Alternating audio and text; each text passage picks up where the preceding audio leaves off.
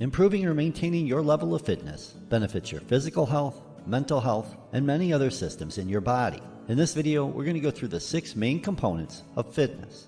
A thorough fitness program should address cardiorespiratory fitness, muscular fitness, flexibility, and neuromuscular fitness, which includes balance, coordination, and agility, having proper nutrition, and allowing ample time for rest and recovery. So let's look at why each of these is important, starting with cardiorespiratory fitness. Cardiorespiratory fitness, which is also referred to as aerobic fitness, is the ability for the circulatory and respiratory systems to work together to take in oxygen and deliver it to the muscles, and once delivered, the muscles are able to absorb and use the oxygen to generate energy. Cardiorespiratory fitness training activities include walking, jogging, sprinting, cycling, swimming, using aerobic machines, and playing various sports. You can include any of the just mentioned activities or others to help improve or maintain your cardiorespiratory fitness. Next up is muscular fitness, which is also referred to as resistance or strength training. It includes both muscular strength and muscular endurance. Muscular strength is the ability for a muscle or a group of muscles to exert force, and muscular endurance is the ability of a muscle or a group of muscles to continue performing over a duration without fatigue. Muscular fitness training can include using free weights, using machine or cable stacked weights, using loop bands or cords, performing body weight exercises, and performing underwater exercises. Basically any movements performed against a resistance. Maintaining muscular fitness is an extremely important part of any well-rounded fitness program, and becomes even more important as you get older.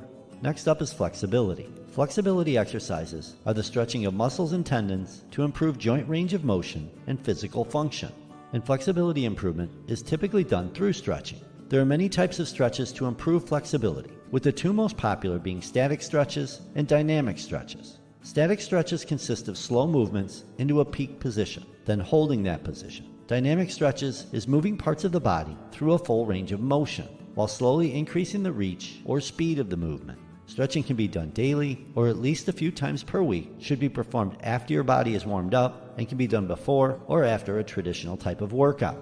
Next up is neuromuscular fitness. Neuromuscular fitness involves activities that improve an individual's motor skills, such as the ability to balance and perform coordinated movements while maintaining a solid equilibrium.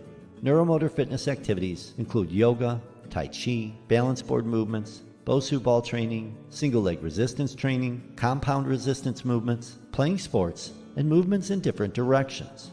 Balance and coordination exercises are often overlooked in many workout programs, and as we get older, are some of the skills that deteriorate the fastest. When you're planning out your fitness program, make sure you include at least a few exercises that focus on balance, coordinated movements, and movements in different directions. Another component of fitness is nutrition. Nutrition is just as important, if not more so, to a comprehensive program as anything listed previously.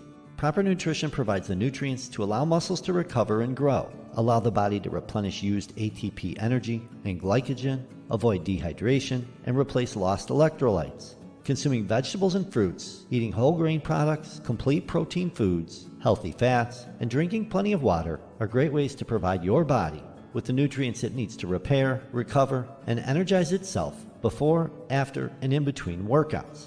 The next component is rest and recovery. Rest and recovery time is another important aspect to an exercise program.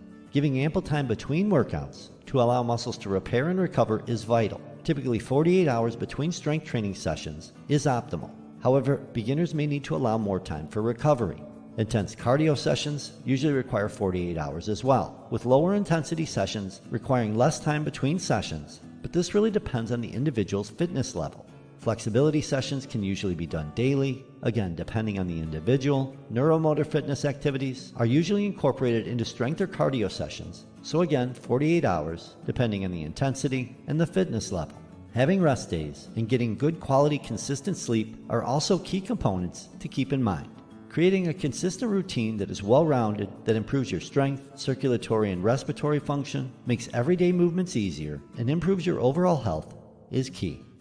Alright my friends, hopefully you got something out of this video. I do have more videos right there for you.